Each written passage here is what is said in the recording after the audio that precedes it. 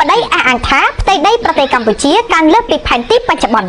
នាយករដ្ឋមន្ត្រីកម្ពុជាសម្ដេចថាបដីហ៊ុនម៉ាណែតបានអះអាងថាផ្ទៃដីរបស់ប្រទេសកម្ពុជាកាន់លើសពី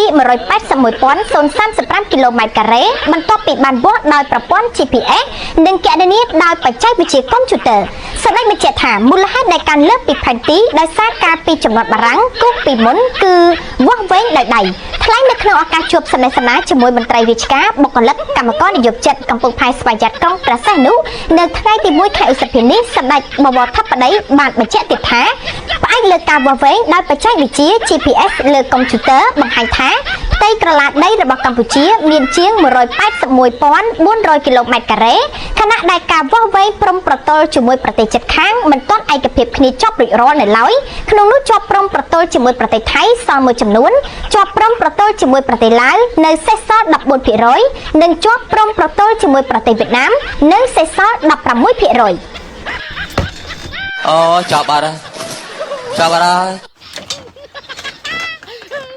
មានអារម្មណ៍មិនដែរខាងឯគេយួននៅសល់ 16% បាទ